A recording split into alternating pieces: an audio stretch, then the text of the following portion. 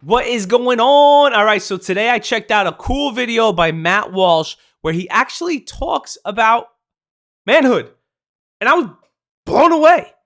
The video, I'm going to link it in the description, is actually called Matt Walsh Responds to Andrew Tate Supporters. Now, this is not going to be my response to Matt Walsh. This is going to be me listening to him and hearing what he's got to say about manhood. I'm going to be honest, I already listened to it once, and I got my thoughts, but this is some good stuff. For every dude that's out there, you got to listen to this because this is what I'm trying to push. This is what real manhood is. And he doesn't, I don't think he does. I don't think he gets biblical with it, but let's dig in. Let's dig in.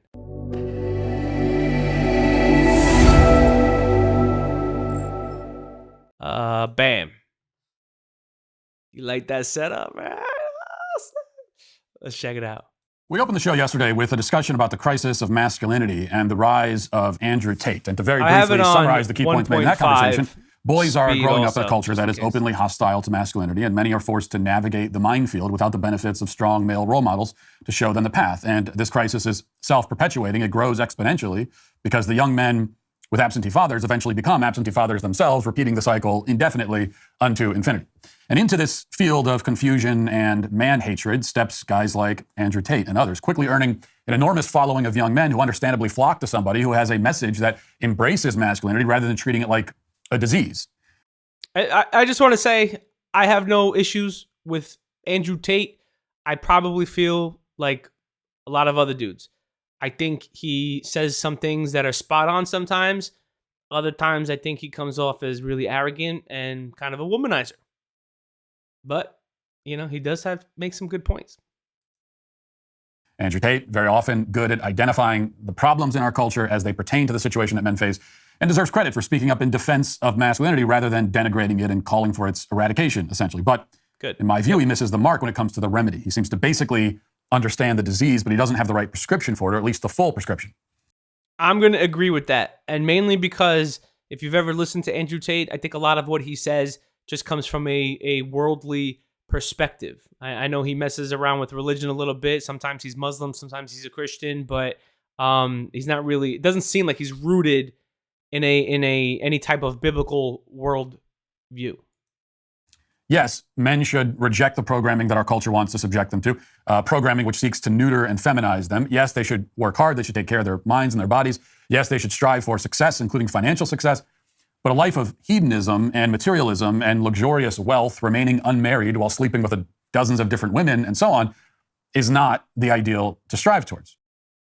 I agree 1,000%. And I think that's a lot of the issues with these, I don't know what to call them, these influencers today that are pushing the masculinity. Look, I think it's important that we push the masculinity, but Matt Walsh makes an excellent point. It's not to be, and that's what I was saying about the womanizing, to be sleeping around with as many people as you can and getting all the money you can and just building up materialistic types of possessions. That's just irrelevant stuff. I mean, is it good to have money? Sure, but it's not the end all be all. Same thing with the women thing. I believe monogamous relationship is very healthy to be married. To have one woman to care for, to serve her, to protect her, to provide for her. It's important stuff. So let's go on. Rather, what men are called to and created for, and the only sort of life that will be truly happy, that they'll find true happiness and joy in, is a life of service as protector and provider. Men, the vast majority of men anyway, are called to be husbands and fathers, to be leaders of their families. Exactly. Now, they may be called to lead in other ways too, but first they must care for their families.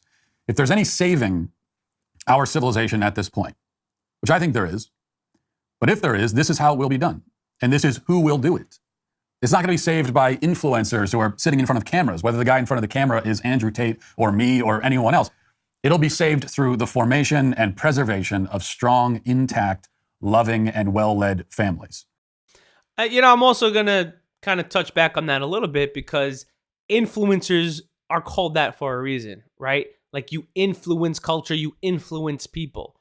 So I think with positive influencers, you can start to shape a culture. You can start sharing the importance of marriage. You can start sharing the importance of relationships, and in doing so and influencing people to kind of go that route, then you'll start to see more men stepping up into their proper roles as husbands, as fathers, and then you'll start to see, maybe not as big a society, but at least you can start, making an impact in the world of having, like I said in other videos, building your character and building your integrity, in the sense that Matt Walsh is talking about. That is the only way. It is the only way forward. If every man in the country starts going to the gym and starts making lots of money and starts having sex with lots of attractive women, and yet they don't get married and stay married and have children and raise and love those children, then we will still be headed to ruin. It'll be a slightly different kind of ruin, but ruin all the same. I agree 100%. It's not, there's really no fulfillment in that. In fact, Solomon talks about that, where he's had thousands and thousands of concubines. He was the wealthiest king to ever lived. And in the end, he says it's all means nothing. It's all nothing unless you have a purpose, unless you're serving something. And I believe that's what Matt is saying right now. Call him Matt like he's my buddy. Those men themselves will ultimately find the happiness that they are able to derive in that lifestyle. They'll find that it's shallow and it's fleeting. And in the end, they'll die alone, loved by no one, loving no one, sad, remembered by no one, leaving no legacy behind. The feminized and neutered and effeminate man that our left-wing culture seeks to create, and then this other sort of man, both unmarried, both childless, will look very similar in the end, having taken two very different paths just to arrive together at essentially the same place. Yeah, I mean, I think he's kind of taking an extreme look at it, but it's probably not far off. I mean, on one side, you have like the effeminate man, like he was saying, and then the other side, you have the, Mr. Machismo man who I'm just going to do whatever I want, an alpha male type of status, all to end up in the same place. I agree. I don't think it's going to end up anywhere. It's the family man, the devoted father and husband, Amen, whose different path actually leads to a different and much better conclusion. Now, I've, of course, been preaching this message for as long as I've had an audience to preach to, and I have found that there are like 2 or 3 basic responses or rebuttals, I guess, that I always hear from young men who may, for the most part, line up with me ideologically, but who doubt the wisdom of the get married and have kids prescription. And I was greeted with these same responses after the show yesterday, many messages and comments. What I'd like to do today is answer the objections, or at least what seems to be the one principal objection. The claim that I so often hear is that, well, marriage and family life is a trap. It's a scam, especially for men. The whole thing is rigged against us. There is nothing for a man to do but give up on the entire enterprise and go his own way. I know that we've heard that before. All right? It's funny. That's not an uncommon thought amongst men who are not married yet. And then you'll see people that say like, game over, you're getting married, or, oh, you're married, get ready to half your stuff, and all comments and things that happen. It's just not true when it's done right. In fact, there's a whole movement online, men go their own way. And that's basically the idea. Just give up on this stuff and do something else. This argument was summarized in a comment from a listener named Joshua, which I'll read because I think it just is representative of this sort of mentality. He says, still sounds like Matt and most tradcons' definition of what masculinity means is exclusively through the lens of women and children's wants and needs. Unfortunately, that ideal will no longer work in the modern world with birth control, hookup culture, social media, and court systems that favor women and the denigration of traditional masculinity. I don't agree with all of Tate's views, but it sure beats Matt's prescriptions for young men. Again, I've read a great many comments making the same kind of point. A private message from another listener has a similar theme. It says, Matt, I agree with many of your opinions, but your message to men is off base. Young men follow Andrew Tate because his lifestyle is the ideal, whether you admit it or not. Wealth, fame, status, beautiful women were biologically programmed to want those things. Marriage is a losing game. The only solution in modern society is to reject the life of service, as you call it. I gotta be honest, I'm kind of surprised. I didn't realize that so many... Well, I don't know. I mean, do you believe that? That's the ideal? That's the ideal is make money, get women, and we're biologically programmed to do all of that, and marriage is terrible? I love marriage. I mean, it wasn't always perfect, but I love being married to my wife. And then as I've grown, I've read more books. I've become more mature, both spiritually mature and both as a man, just more mature, learning what it is to actually be a man, what my role is as a husband, what my role is as a father. I find nothing but joy, and I love being with my wife, and she loves being with me. And she can tell you the change from when we first got married to how I am now to even a couple of years ago. It's like night and day. I think sometimes we go into this perspective of, I'm going to get married or I'll try it out. And that's just a wrong perspective. You don't try out marriage. You commit to a woman, and if you play your role of the husband and the father, and you learn to do what Jesus did, which is serve and protect and provide, I think these things tend to fall in place, and it brings nothing but joy. It's an amazing relationship and an amazing bond with a woman. Now, I'm not saying every relationship is perfect, but I think there's always space as men that we can grow, that we can better ourselves, instead of always blaming our wife or instead of always blaming someone else. Maybe sometimes we just got to look internally and see, hey, is there something that I can do better? Is there something that I can do better in my marriage? Is there something that I could do different? Maybe not even better, maybe do different. I mean, this goes down a whole nother video, but let's check it out.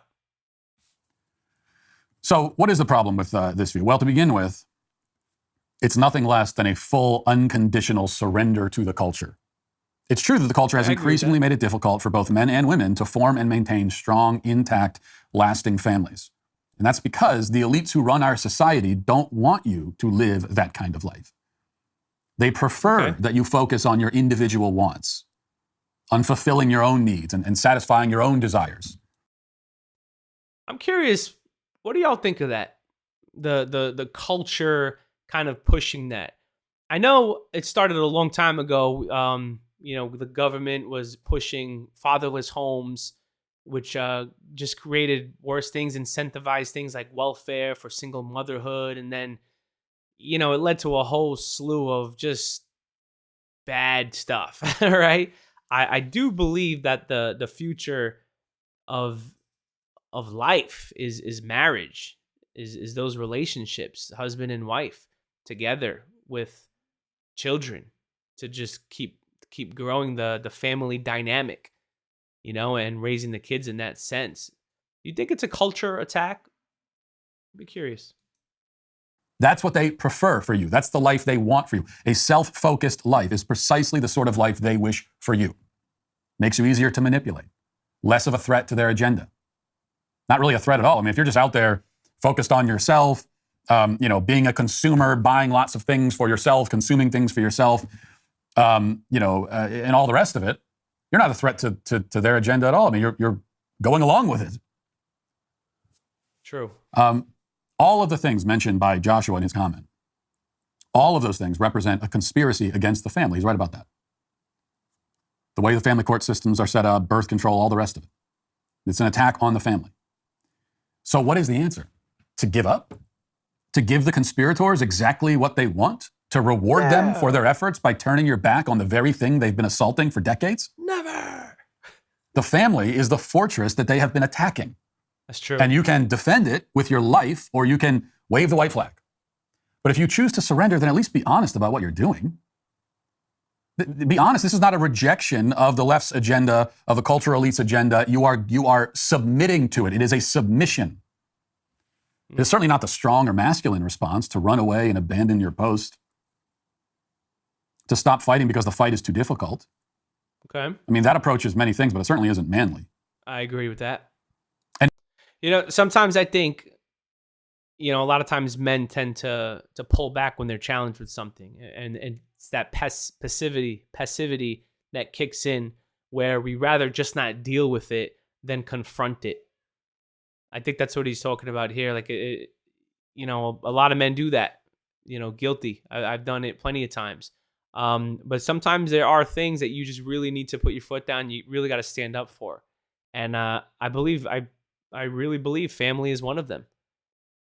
Definitely stand up for the family dynamic and strive to be a good dad and strive to be a good husband and to have a good family.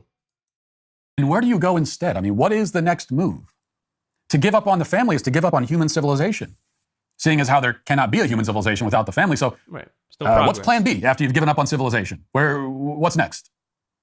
You're also giving up on yourself, on your own legacy, your own bloodline. That I agree with 100%. Like, if that's why they was so adamant about having sons, way back when, to just continue the bloodline. But even with daughters, I mean, they still have babies, so that's a long-lasting legacy for generation and generations to come. If you don't have kids, your generation stops. Like, that's it. No more. Cease. Done. Something to think about. You are descended from a long line of men stretching back thousands of years who formed families and raised children, often under circumstances far more dire than what we face. True. And you're giving up on them too. You are surrendering your future and your past. You're giving up on everything. And what is your consolation prize? Finding financial success? Yeah. I mean, the unfortunate irony is that many of the men who give up on these things in favor of, well, I'll just focus on myself and try to be financially successful, many of them are never even going to be financially successful. So they end up with just nothing. They end up broke and alone with nothing. But even if you find it, the financial success, so what? I mean, who cares about money if you have nothing meaningful to spend it on? I agree with that. I think finances is one of those problems that you need to solve young. Learn how to budget, learn how to stack your money, learn how to wisely invest. But if you have nothing or no one to spend it on, like that sucks. I remember there was a guy, I forgot his name. He owns the company AppSumo. Noah Kagan or something like that. And he said in an interview a long time ago, he's like, yeah, I've made millions of dollars. And he was young. Traveled the world, made millions of dollars, all this, all that. And he's like, after a while, you just get bored. Like, you've been to all the different places, you've been here, you've been that. Wasn't married. He was like, I was just bored. Could you imagine, like, living your life, you're just bored?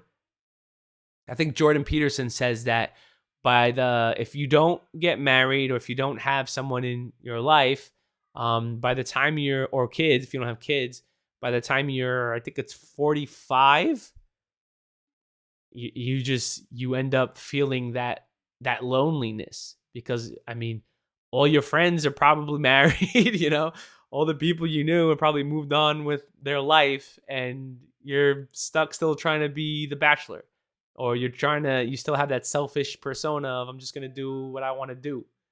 And there's a lot of people that are like that, I mean, that's what they chose. I mean, what are you going to do? Well, you do have a choice. I mean, if you're listening to this and you're younger, you have a choice. I have money. I don't have Andrew Tate's money, but I have money. And nearly all the joy and happiness I derive from having money is that it allows me to provide for my family. Yeah. That's pretty much it. That's the entire thing. That's why I like having the money, is that I find great pleasure in being able to care for a wife and 6 kids. Proud of that fact. That's a lot of kids. If I didn't have them, the money would mean very little to me. Though. I mean, I could buy nice things and drive a fancy car and live in my nice house alone, but for what? Now, does that mean that if you start a family that you're guaranteed to live a joyful and fulfilled life? Well, of course not. Right. It's a risk. And yes, the risks are in some ways much greater in modern times. We have all been poisoned by this demonic culture to one extent or another. We are all poisoned. If you marry someone, you are marrying someone who has been poisoned, who has ingested the poison, who has had taken a drink from the well of modern culture. Everybody has, as have you. And yes, if things go sideways, if you're a man, you marry a woman and your wife turns out to be a disloyal vulture, or if you turn out to be a disloyal vulture, or you both do, the deck will be stacked against you in court. No, there's no question about that. And that happens. Divorce may ruin your life. And if you give your heart to someone, if you bind yourself to them, not only through the marriage vow, but then also through children you conceive together, then they will have all they need to rip your guts out and burn your life to the ground. That is absolutely true. That's the risk. That's the risk, right? But it's a risk worth taking. Every great joy can become a great tragedy if you aren't careful, or if you have very bad luck. That's true. Yep. So is the answer then to forego all joy? To say forget about joy because it might not work out? To embrace a life of loneliness and misery because you're worried that if you aim higher, you'll end up lonely and miserable? You're worried that in the end, you'll end up in this state. So instead you say, well, I might as well just live in this state to begin with. Doesn't make any sense. So you take the risk. And you mitigate the risk at the same time by being smart about who you marry and by grounding your marriage and your family in faith and mutual devotion. I agree with that. That goes back to what I was saying before. Marriage isn't easy. Marriage isn't easy. Everybody's got to start somewhere. But channels like this one, what my channel, what Matt Walsh is saying, I'm sure there's other channels out there that, share, hey, this is how you should treat your wife. This is how you should act. This is what it means to be a man. This is the role of a father. This is the role of a husband. This is how you're supposed to act. My personal view is a biblical worldview. I think Jesus did it best. In the Bible, it explains the best way of our covering, of how we are to cover our families, how we're supposed to cover our wives, our children, what we're supposed to do before we even get married. There's steps, there's guides, there's principles to this stuff.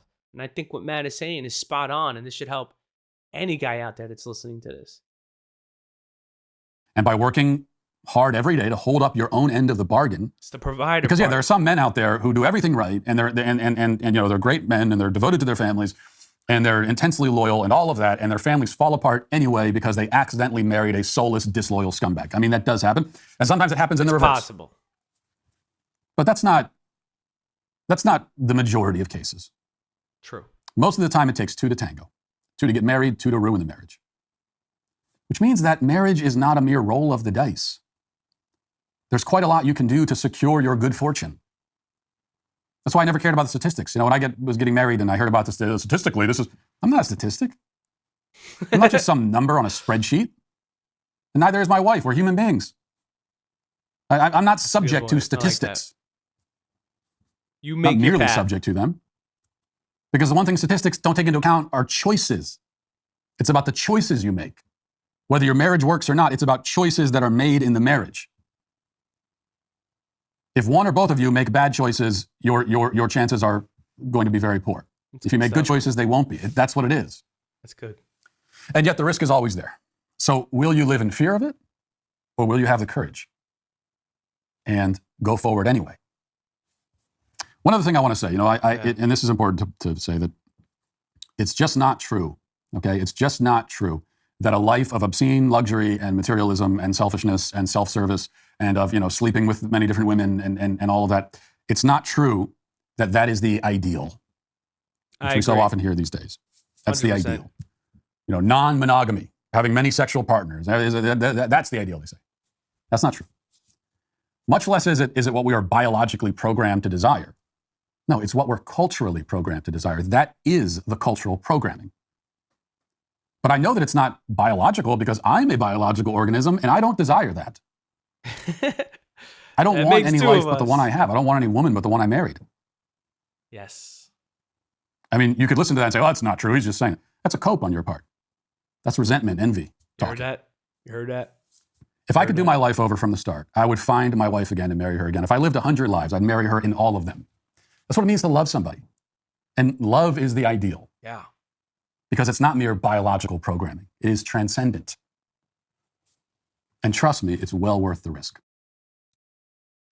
Love it. Yeah, absolutely. I mean, he's spot on.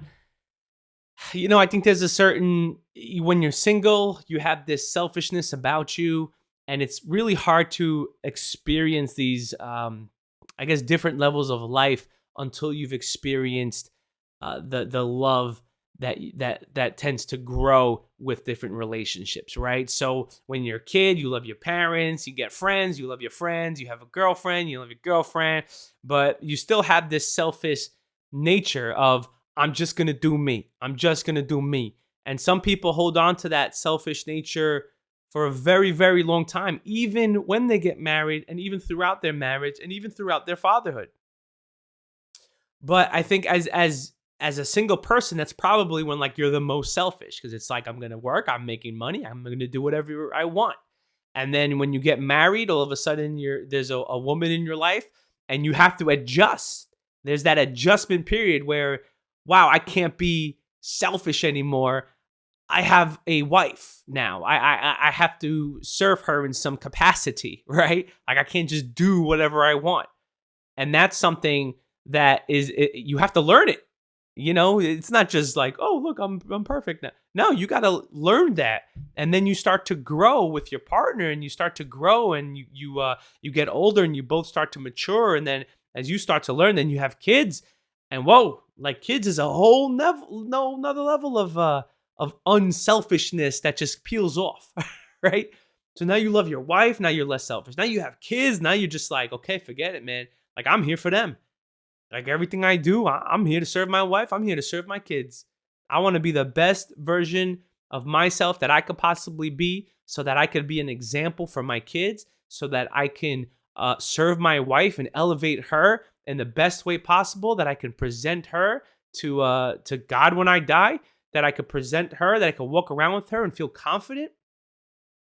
And then I got to feel that confident as well. I got to take care of myself because I have a wife that I want to impress. I got to make sure I keep myself healthy because longevity is key in my family. I got to make sure I provide because, you know, if my wife wants to work, she could work. If she don't want to work, I want to make sure that she has those options for her. I want to serve them. And in becoming that leader for my family, now I can become a leader for other people. You see, we have to get our household in order first, and then we can begin to lead other people. Otherwise, we're not going to have those experiences. We're not going to have that type of effective leadership because we're going to end up leading people off a cliff. Like Matt said it best, if you're looking for the money and the girls and this and that, like it all goes away. The Bible says that your life is just a wisp in the wind, a mist. It's here and then it's gone. What did you do with your life? How long can you live the party type of lifestyle? How long can you find different women? Like it doesn't even register with me anymore. But I know that there are young people, because I was young too, and there are young people that just think like that, like, oh, I'm just gonna get a girl and get a girl and get a girl. And now the female culture is starting to hop on too. Like when I was young, there was no Tinder or anything like that. Nowadays, everything's digital. It's like people even forgot how to have conversations.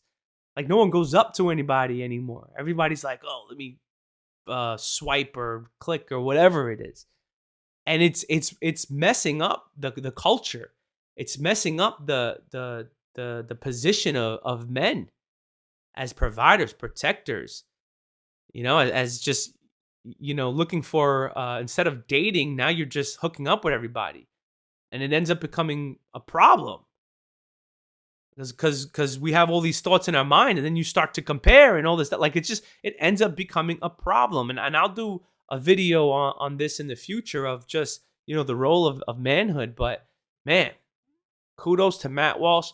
That was spot on. I hope this inspired and blessed somebody.